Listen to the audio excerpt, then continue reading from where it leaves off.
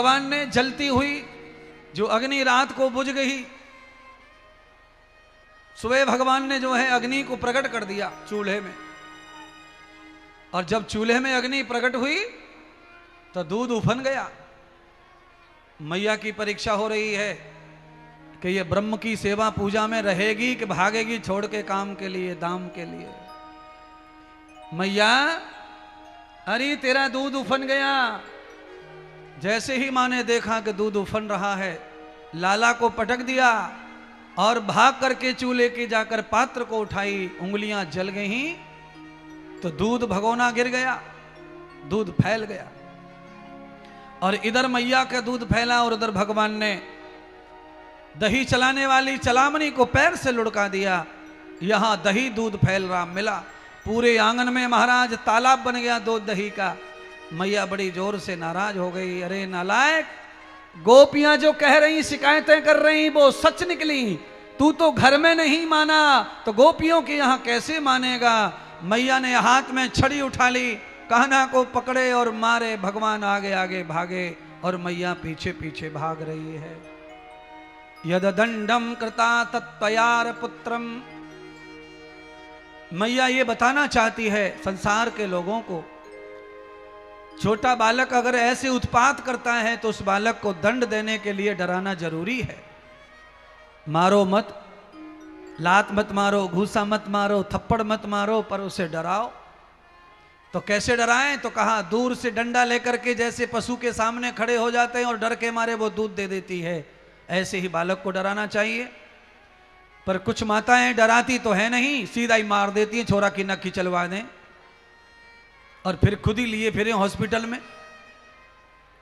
कई माताएं तो इतनी बेकार बुद्धि की रहती हैं, हाथ में जो दिखे वही मार दे, फेंके छोरा छोरी में। ऐसी अनर्गल ना सजा देवे। नेत्राद्वया दर्शनम भयंते। नेत्रों से बालक डर जाए, ऐसा डर बालक में जन्म से ही माता पिता का होना चाहिए। माता पिता गुरुजनों का डर जिसकी आंख से निकल गया, उसका चरित्र कभी स्वस्थ रहने वाला नहीं है, वो नुकसान में जाएगा। यशोदा मैया ने यह बताया कि मेरा बेटा चाहे परमात्मा है पर इंसान के रूप में आया है, तो गलती करने पर इसे भी सजा मिलनी चाहिए। दंड दिया, पीछे पीछे भाग रही है, भगवान भाग रहे हैं आगे आगे, हाथ नहीं आ रहे महाराज। प्रहर पूरा बीत गया, दोपहर से संध्या हो गई, भगवान हाथ नहीं आए तो मैया हाँपने लगी और थक कर मैया बोली, लाला अब तेरी माँ का बल समाप्त हो गया, तू मेरे हाथ नहीं आ रहा है और जब तक तू हाथ नहीं आएगा मैं नहीं मानूंगी और मेरे पास अब बल नहीं है। तो भगवान सुखदेव कहते हैं, राजा परीक्षित, निर्बल के बलराम, जो निर्बल पड़ जाता है भगवान को पाने में और भगवान के सामने नतमस्तक हो जाता है, हे प्रभु मेरा जीवन अब समाप्त कर दो, नहीं तो मिल जाओ, प्राप्त हो जाओ।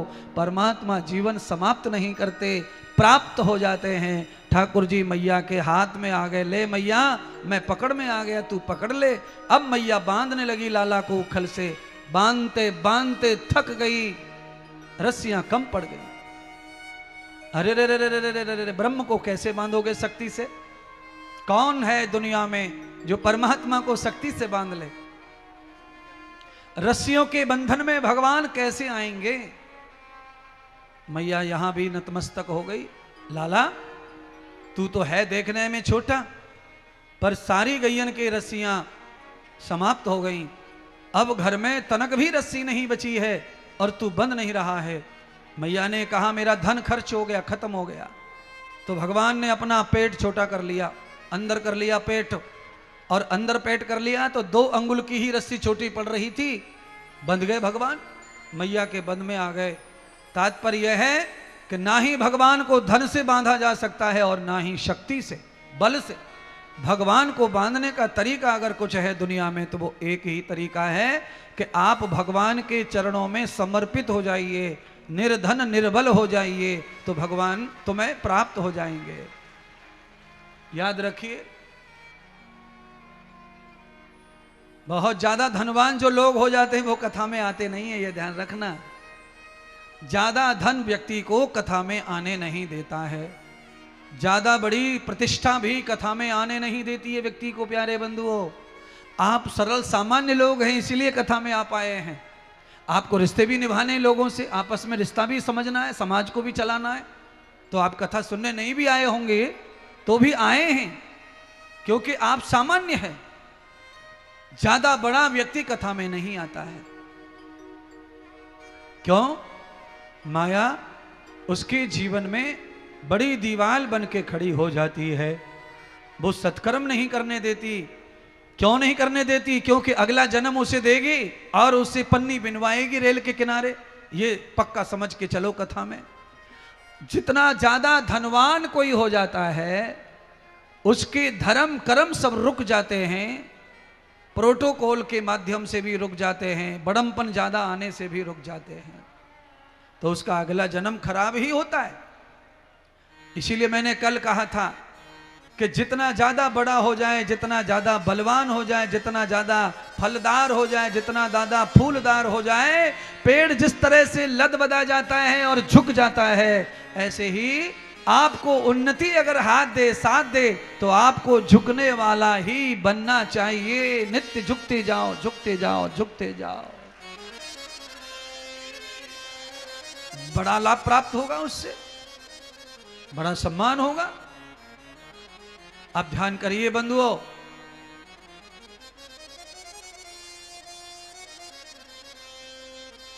भगवान दिन भर बंधे रहे उखल से, शाम हो गई। कथा समझेंगे तो आनंद आ जाएगा।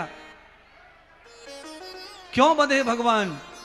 तो भगवान सुखदेव कहते हैं, राजन, भगवान बालकृष्ण मैया के हाथों से इसलिए बंधे क्योंकि कुबेर के पुत्रों को श्री नारद जी ने श्राप दे दिया था कि तुम वृक्ष हो जाओगे। तो कहा कारण? कारण यह है कि कुबेर के पुत्र एक बार धर्म स्थल पर तीर्थ में भर जवानी में लंगोट उतार कर नग्न होकर स्नान करने लगे सरोवर में। बृहंगंत कटिवस्त्र मूलम तथा त्वयान धर्मस्थलो कृतमूल जाताम प्रपन्नम प्रपद्धते युक्तानाम सर्वम धर्म धारणम। सभी लोगों के लिए कथा है। कथा यह कह रही है कि मंदिर के परिसर में कोई नल लगा रहता है, बगीची होती है, वहां पर भी कम से कम तौलिया लपेट के ही नहाना चाहिए। गंगा, यमुना, सरस्वती, कावेरी, क्षिप्रा, गंडकी, गोदावरी, कृष्णा, नर्मदा, इन नदियों में भी लंगोट और उसके ऊपर तौलिया लपेट के ही प्रवेश करना चाहिए। कुबेर के पुत्रों ने नारद जी के सामने ये नहीं किया। नारद जी ने समझाया कि गलत है, तुम जवान हो, कोई बच्चे थोड़ी हो। इस युवावस्था में शरीर में हार्मोन्स कुदकुदा रहे हैं, दाढ़ी मूछे आ गई हैं, शर्म करो, ये देवस्थल है, यहां नग्न होके नहाना अपराध है। अरे कोई महात्मा साधु आएंगे, देखेंगे, लज्जा आएगी। कुबेर के पुत्रों ने कहा, नारद, तेरा जितना अधिकार है इस घाट पे उतना ही हमारा अधिकार है। तुझे नहाना है तो नहा ले, नहीं तो ये सटक ले, हम तो ऐसे ही नहाएंगे। तो नारद जी ने फिर क्या किया कि मैं तो सटक जाऊंगा, पर मैं तुम्हें कहीं का नहीं छोड़ूंगा। इंद्रिणाम प्रदर्श तत्वया दर्शनम। अपने गुप्त इंद्री का ज्यादा प्रदर्शन करने वाला व्यक्ति अगले जन्म में वृक्ष बनता है।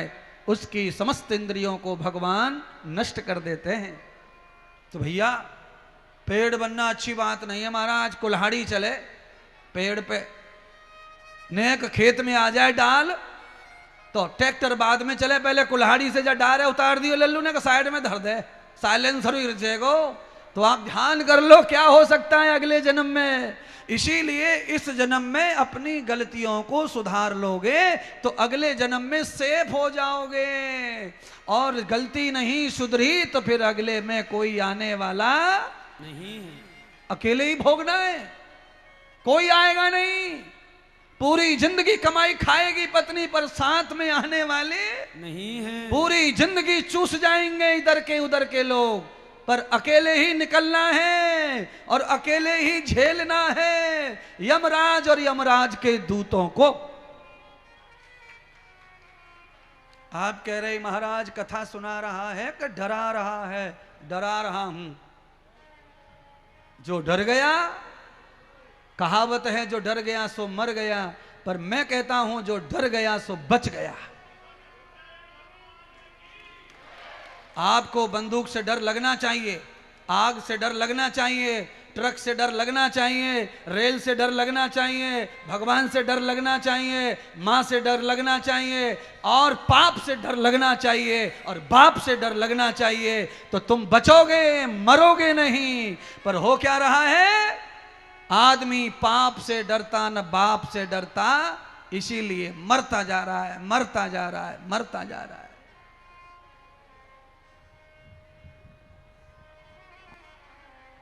आवाज दी मधुमंगल ने, कान्हा ए कन्हैया, खेलने का टाइम हो गया, बाहर आ जाओ।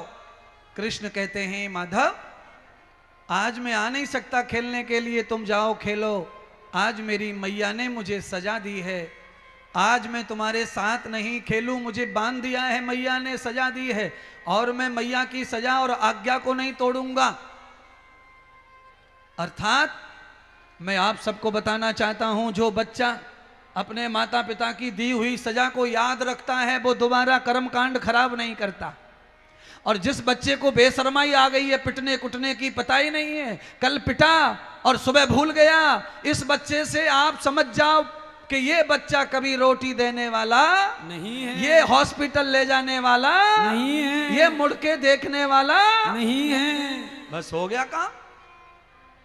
जो बच्चा तुम्हारे थप्पड़ को याद रखे, वो तुम्हें रोटी भी देगा, कपड़ा भी देगा, प्यार भी देगा, सम्मान भी देगा, प्रतिष्ठा भी देगा, और तुम्हारे कुल को आगे बढ़ाएगा। और जो तुम्हारे थप्पड़ को भूल गया, वो तुम्हें डुबाएगा, डुबाएगा, डुबाएगा।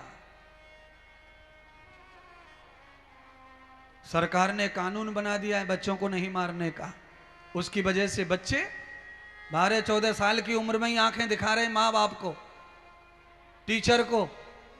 टीचर का सम्मान नहीं है ना, आपको याद होना चाहिए टीचर का सम्मान क्या होता है।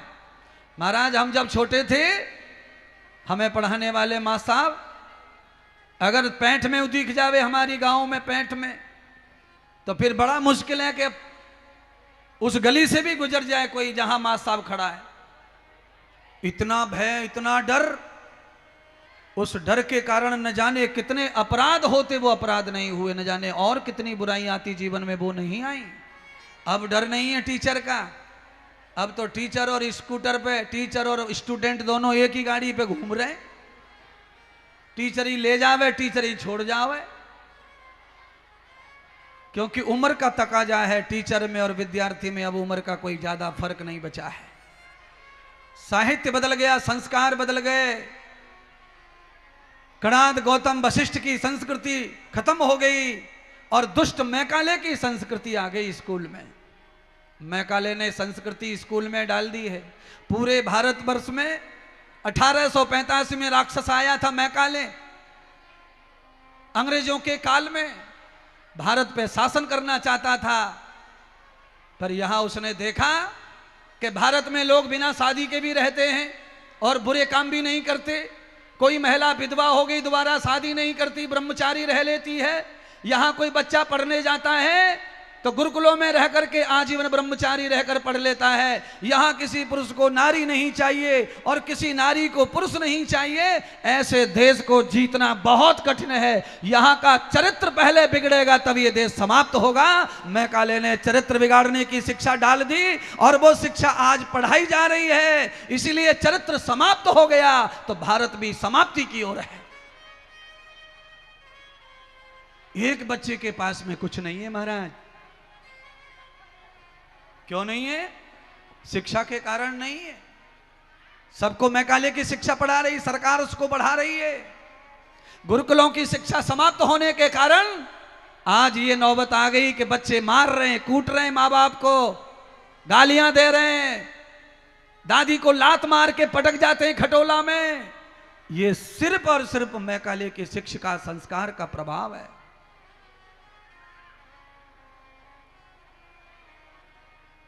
गुरुकुल में पढ़कर कोई आईएएस नहीं बन सकता, कलेक्टर नहीं बन सकता। बस मत बने कलेक्टर, मत बने आईएएस। पर 1000 कलेक्टर हर आज आईएएस जो दंडवत करते हैं उसका क्या? आदमी का जीवन जब सच्चा बनता है तो कितने एसपी, कितने कलेक्टर प्रणाम करते हैं, गिनती भी नहीं है।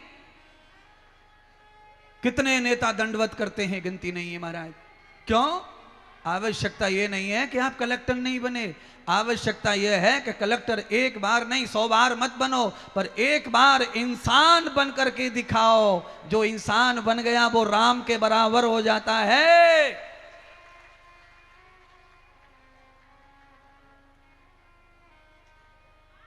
मित्रों के साथ में भगवान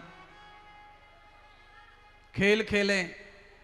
भगवान ये जानते थे कि मेरे सारे मित्र अपाहिज हैं, दिव्यांग हैं।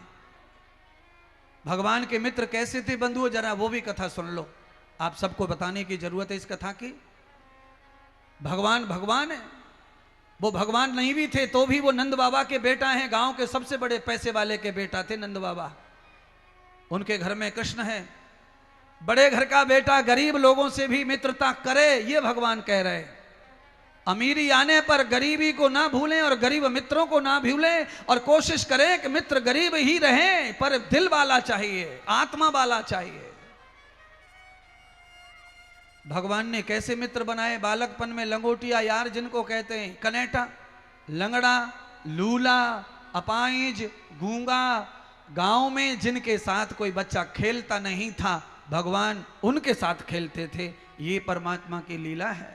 जिसका कोई नहीं होता उसका ही भगवान सीधा सीधा है। भगवान ने लंगड़े लूड़ों की मंडली बनाई थी खेलने की। आज भगवान उखल खींच के ले आए, मर्यादा तोड़ दी माँ की। उखल खींच के दरवाजे के बाहर ले आए खेलने के लिए, अपने मित्रों से मिलने के लिए। उखल आया, दरवाजे के बाहर अर्जुन के पेड़ खड़े थे, उखल फंस गया। भगवान ने जोर से खींचा, दोनों ही पेड़ उखड़ आए। आहा, कमाल हो गया। जड़ता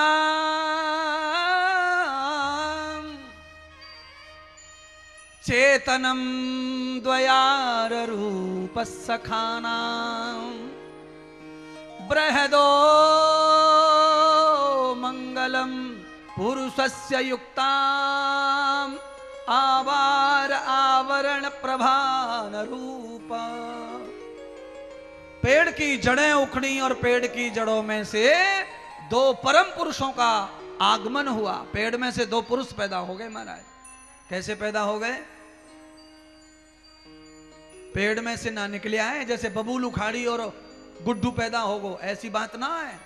पेड़ में से पुरुष बन गया। पहले देवता थे, पेड़ बन गए। अब जब महापुरुषों का संग मिला तो फिर से इंसान बन गए। आदमी कब जड़ बन जाएगा और कब चेतन बन जाएगा, यही पेड़ और इंसान का जन्म है। आदमी जड़ कब हो जाता है? जब उसके ऊपर महापुरुषों का असर ना पड़े, खानदान का असर ना पड़े, लज्जा का असर ना पड़े। दारू पी लिया, पड़ा है गटर में, कुत्ता मूत रहे हैं, मक्खियां भिनक रही हैं, जो आ रहा वही कुछ बोल के जा रहा है। ये है जड़ शरीर, ये है जड़ बुद्धि, ये है पेड़ बुद्धि। बारिश आ रही है, पड़ो बारिश में, आंधी आ गई, पड़ो बारिश में, आंधी आ गई, टूट के पेड़ गिर रहे हैं। दारू वाले को कुछ नहीं समझ रहा है, ये पूरा प्रेत बन चुका है, ये पूरा पिशाच बन चुका है। अब इसका सुधार कैसे होगा? इसका दूसरा जन्म कैसे होगा? तो कहा तावतम कथा सदसद्मूलम। जब भगवान के चरित्र, भगवान की कथा कोई महापुरुष इसके कान में दवा के रूप में डालेगा तो इसकी जो बुराई, जो पेड़ और जड़ता है वो समाप्त हो जाती है और इसमें मानवता, पौरुष्य प्रकट होने लगता है। सत्संग से लाखों सुधर गए, सत्संग से करोड़ों सुधर गए। अब तो किताबों की बात भी नहीं है, अब तो महात्मा का स्वयं का अनुभव है। पूरे देश विदेश का कितनी दुनिया सुधर गई, मार्ग पर आ गई, मानव बन गई, घर आ गए, बंगले आ गए, गाड़ी आ गई, सब बर्बाद हो गया, लोगों का आबाद हो गए दोबारा से। अरे आप चिंता मत कीजिए, आदमी पटरी से उतर जाए गाड़ी तो देर में जरूर आती है पटरी पर पटरी पे गाड़ी आ जाती है। केवल क्रेन से उठने के लिए विश्वास रखिए कि कोई आएगा और उठाएगा और हम उठेंगे तो पटरी पे गाड़ी आ जाती है। पर उठना ही नहीं चाहते तो कोई क्या करेगा? कोई क्या करेगा उठना नहीं चाहोगे तो?